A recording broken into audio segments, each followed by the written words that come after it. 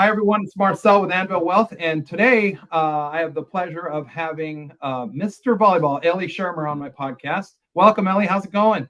Good, man. Nice to be here. I'm all the way in sunny, warm Toronto, which is nice in mid-September. Thank you for having me on the podcast. We've been talking about it for a while, so it's a pleasure to be here, and look forward to the next 30 minutes or whatever it takes. And ideally, we'll do another one when I get out there and we do one in person. Awesome. We'll get started right away. You're Mr. Volleyball, and that's your Instagram, and that's how I first met you. And I guess just start by sharing with us kind of what got you into volleyball. Like, how did you get started? And tell us a little about your story and what got you to where you are right now.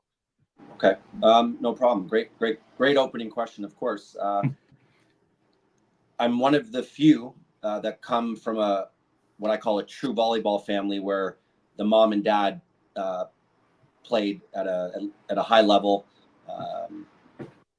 top level men's and women's volleyball in both regards. From then till now, I've been in the volleyball gym, whether going to tournaments with my dad, going to volleyball camps as a baby that my mom and dad were coaching at.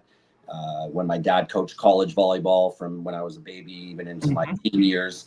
I just grew up in the volleyball family. I have two younger brothers, one 3 years younger. Daniel, he was the next volleyball fanatic that came out. He's born 1982, and then my brother Josh in '89. We all played collegiate volleyball. We all played club volleyball. We've all played for my father. I even played for my mom and dad in club. But just through and through a volleyball family, and then even in the business world. My father started a volleyball club in the mid '90s that started with my first 15U team. He ran that for 9 years. And in 1997, my father opened Beach Blast indoor beach volleyball facility in Toronto that for 22 years was probably the premier indoor sand facility in the world. 30,000 square feet, 7 indoor beach courts, 35-foot ceilings, a license bar, change rooms, showers, party areas. We had it all. And the national team used to train there back in the late 90s and early 2000s.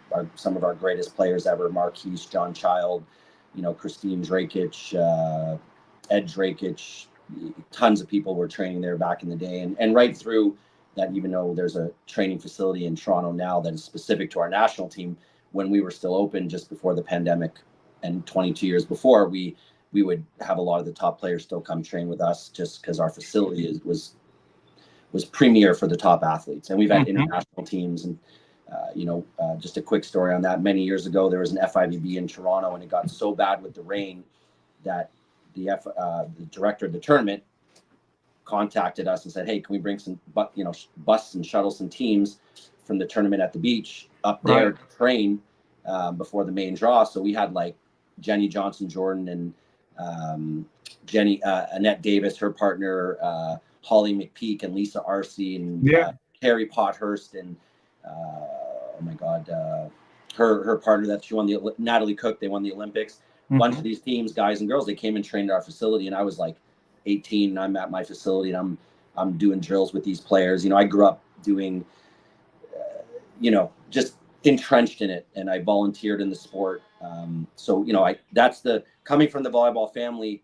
I just was addicted to the game, and growing up in the 80s and 90s in the sport, where I was, it was pretty cool because there was actually a lot of attention to the sport of volleyball, and you could go see indoor or beach at the highest level national teams or AVP a lot more back then because it was on TV a lot more, like NBC and all this stuff, and and Fox and these other stations. But then you also had more tournaments happening, and national teams used to play a lot more games in the US or Canada, so you get to see the greats a lot more than just one time a year that you do now. I just rolled right through it from playing club, played in high school. I was a pretty good compared to the average person. I was a great player compared to TJ DeFalco or Micah Maha. I'm a good player.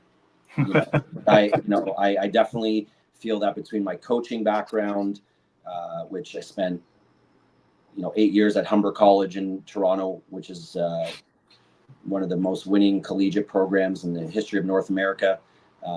We produced some really good pros during this time where I coached there as an assistant and into the current groups that are coming out. I coached high level club, I coached a little high school, I've done private coaching.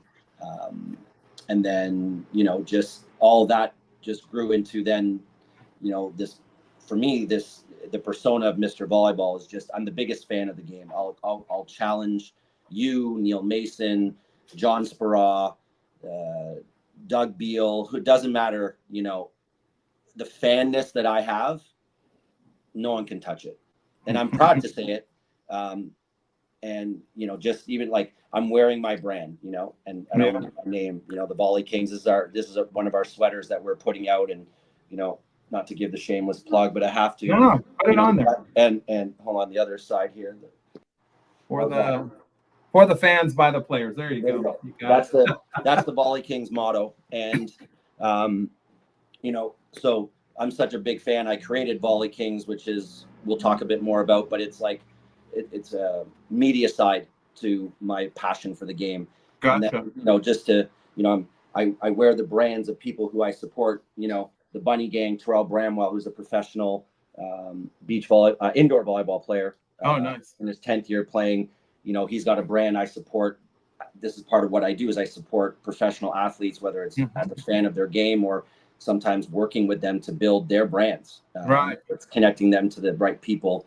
It's kind of what I do. I got my Atlanta, League One volleyball hat on that I picked up because I'm such a big fan that I went to I was at the AVCA convention at the Final Four, and I kind of go to everything, and I'm just showing you all these things that it's like when I take off my thing, I got my USA jersey. This is a champion USA volleyball 1994. Sweet, look at that. Wait, there we go. I think this could have been, I don't know which player it was. We'd have to ask one of the aficionados, but shout out to Tom Reed, if you know the legendary Tom Reed, the name, who was one of the top players in the US back in the 70s. And he came to a volleyball camp that I used to go to every summer. And one year he came and brought like 100 jerseys, from Brendan Telefero jerseys to other Reed Pretty, all these great American players. He had all these jerseys, and this was one that no name on the back, it's just number 9.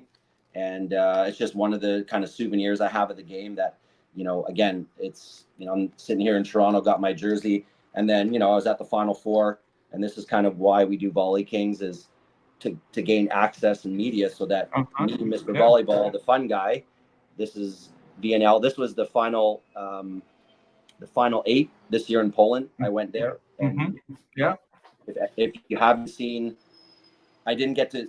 Basically, I got to see what the Olympics would have been like had.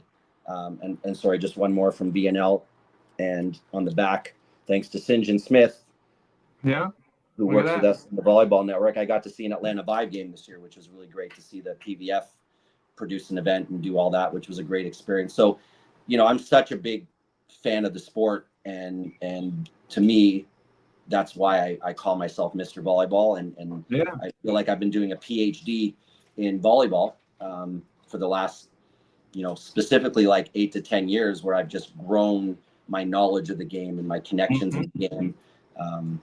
So I'd give it that. That's a great moniker for you, Mr. Volleyball. Your passion is really amazing. It's a big reason why I wanted to bring you onto the podcast here. It's funny, on a side note, that jersey you have, that 94 jersey, I think Alan Knight, coach from Long Beach State, he was on the national team, I believe, 93 and about half of 94. And although he wasn't number 9, he was 14. I'm gonna ask him and find out if he remembers who was number 9 back then. Do it, please. But he was tell there. Tell him I say hi. I will. Yeah. So so a lot of the stuff that I've found out, not only is your passion amazing, but your ability to network. I don't know how you do it, but you are very well networked with a lot of different sports, not only volleyball. And I know you have a lot of projects going on.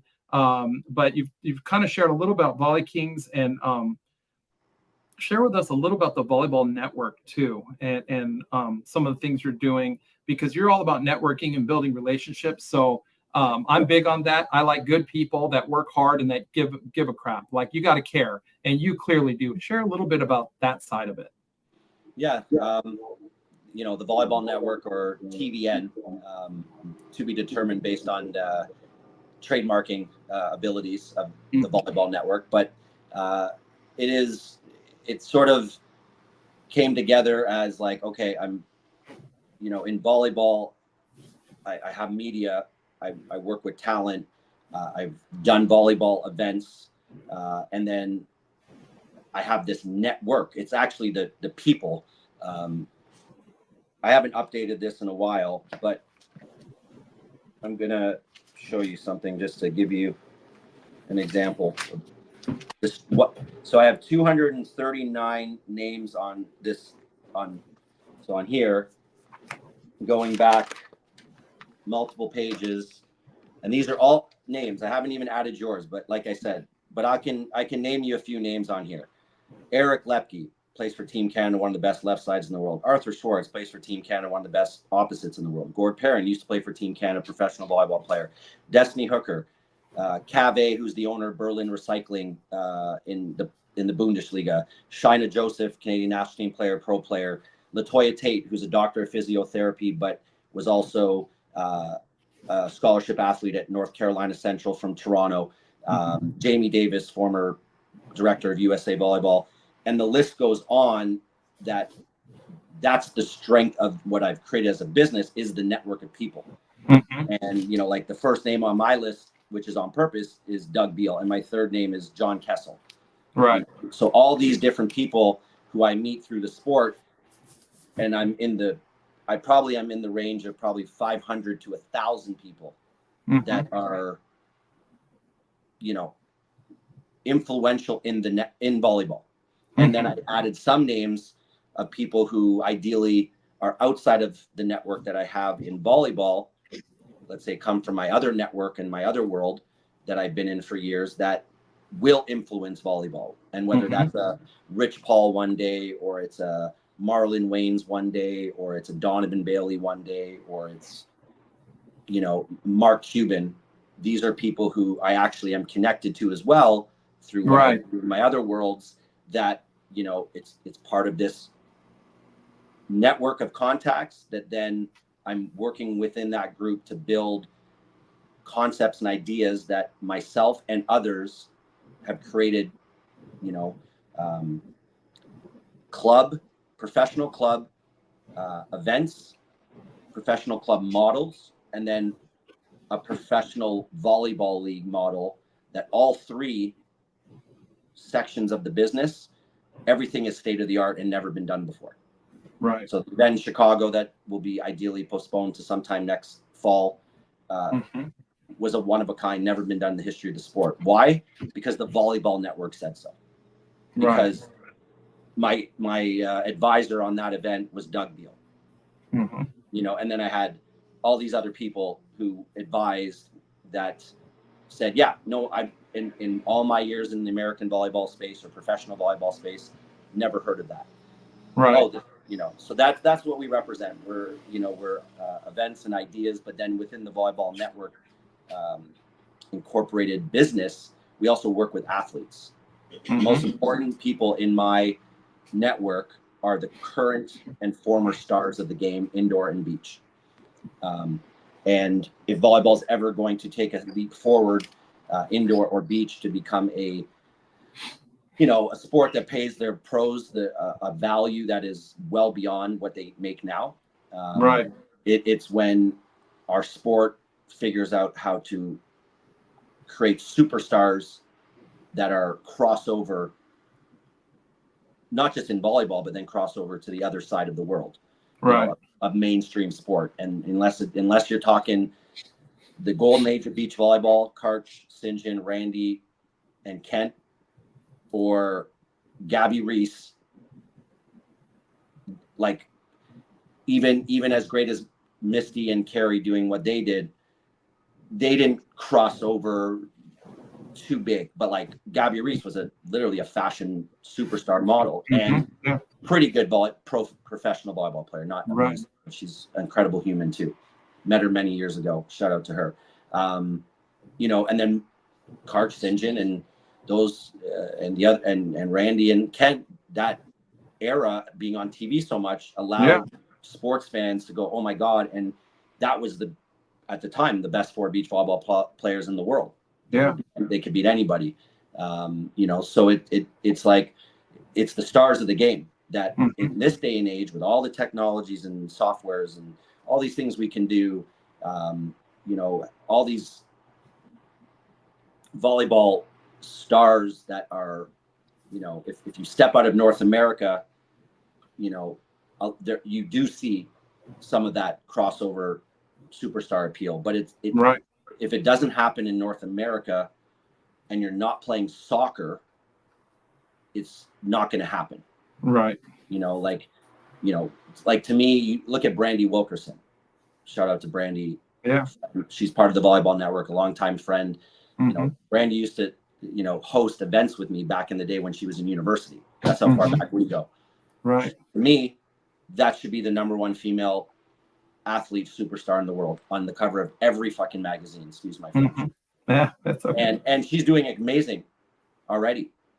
And the Olympics definitely helped her profile. And shout out to her amazing partner and good friend Melissa. Right. Parodies, but like she should be kind of like to me, Serena Williams. I always use this comparison. Take Brandy Wilkerson and Serena, put them in a room, and you don't talk about the money they've made. Right. You look at results and stature and physical look and who they are as people. I'll tell you, brands might shift more to Brandy than Serena if you don't look at sort of, you know, just her being like, she's got all this money. Right. You know, and then the way they, you know, she's got this platform that no other women's ever had really in entertainment. But I look at it like that, those things should be already happening, you know? And the fact that volleyball is so big in America and the birthplace of this sport, shout out to the Holyoke, Massachusetts, home of the International Volleyball Hall of Fame. It's crazy that it doesn't connect, you know, and outside of certain cities in America and states and where, you know, the volleyball fan base is big enough that, like there'll be a lineup down the block for an Eric Sochi autograph or a TJ or a Matt Anderson. I get that, but it's still, it's like too small time. Right. You know, and then the access is so limited for those players to be around the fans in America. Right. At the end of the day, all the best players are not They here. go to Europe. Yeah. Go to Europe, they go to Asia, they go to the Middle East, wherever they're going.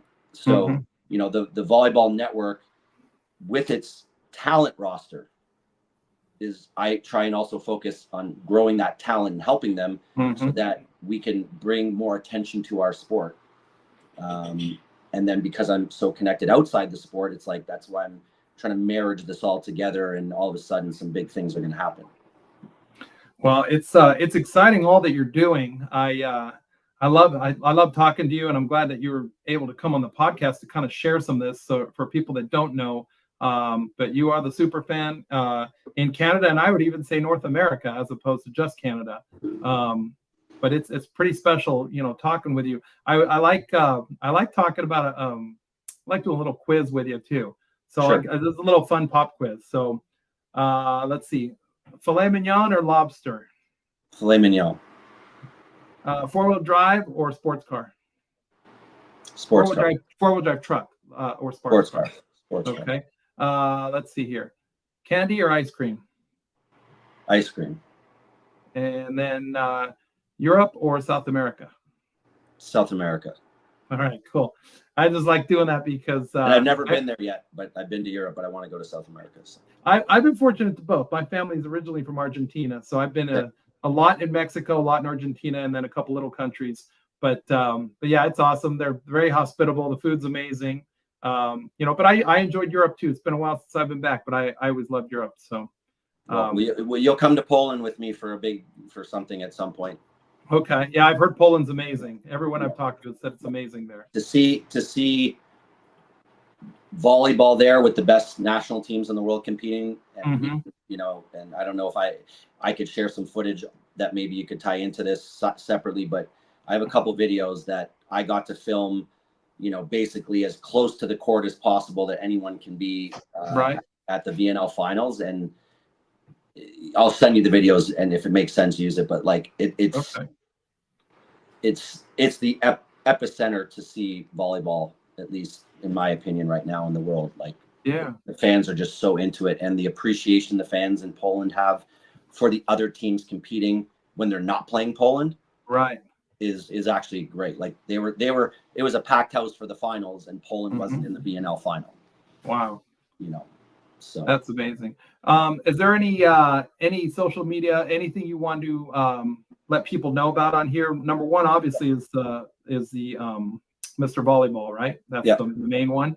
Yeah. And what are the other ones where they can find you? Or is there ones you want them to follow? So Ellie Shermer is my main one. Sometimes, Okay. depending where you are, you can type Mr. Volleyball, but Ellie Shermer, that's the main page. Okay. Volley Kings, you know, spelled, where am I here? VOLLIKINGZ. Sorry, I'm getting used to the camera here like that.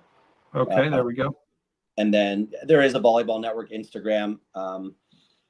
You know, I think the biggest thing I want people to, if we have like 2 more minutes. Yeah, of course. The biggest thing I want people to take from this today, whoever watches it in my network or yours and beyond, is we currently have what I believe is the athlete who can take volleyball to that next level, just simply because of what he's doing in the sport of volleyball as a professional athlete now. Mm-hmm. And then what he's also doing in music as a professional musician, Okay. signed to a major label in America, that the volleyball community knows about Kofi. Mm-hmm. And you know who he is, you know, when he was at Yeah. UCLA, but you know, what's sort of so interesting is from 2016 to 2020, just before the pandemic, we basically had proven together, when I was working with him in the music world, that he was a bona fide dual star as a collegiate athlete and a musician who was signed to a deal while he was in school. Like, there's so much layers to it that make it so unbelievably epic. But because it's volleyball, it got its attention. But like, if this was, you know, if it was Lonzo Ball, who does music as well, but let's say Lonzo, while he was at UCLA, because he was there the same year as Kofi, had signed a record deal and he's playing for UCLA and in the NCAA final, it would have been, Lonzo would have been even way bigger than he was coming out of college. Right. But, you know, Kofi's doing this in volleyball, and even though there's New York Times article about this and all that, it kind of just, we knew we were pushing it into the mainstream, call it. And then the pandemic hit. Kofi retired from the sport, and then last December he unretires, and then in the last 10 months, what he's done as a volleyball athlete also is incredible. But in that same 10 months, he's done performances around the world. He's released music. You know, last week, Friday, so almost 2 weeks ago, he released a single for his new album coming out, top of the new year, and he had a game that day which they won. He's playing in a small town in France in the top league in Paris. Oh, that's awesome. Here, but that's something I want people to pay attention to more, and ideally, like me, get behind it where it's like, you know, yeah, I'm a super fan of him, and I'm very involved in what he represents, and a lot of time and energy and effort I put into that whole thing. But if the volleyball community starts to realize that, like, and gets behind it, we can get millions and millions of people to start paying attention to what he's doing. Nice. And it's great for the sport, but then it's just great for all the young athletes. And like, for him, whether it's when he was in university, going to school full time, doing music full time, and playing volleyball full time, or now in 2024, 25, he's running a brand, a business. He's a full-time musician still. He's playing volleyball professionally in one of the top leagues in the world. Right. You know, he's one of the best offensive middle blockers in the world. Mm-hmm. You know, he might have been that already when he was 23 years old, still in university. He's so gifted. Yeah. And you know, what I put out to the universe is there's no one at his level in volleyball and his level in music, where he's a writer, producer, engineer, plays instruments, raps, sings. Like, he can do it all. He's a savant. There's no one else in sport, basketball, football, hockey, baseball, any of them, and in music doing that. And sport and music are two of the biggest expressional platforms we have in the world.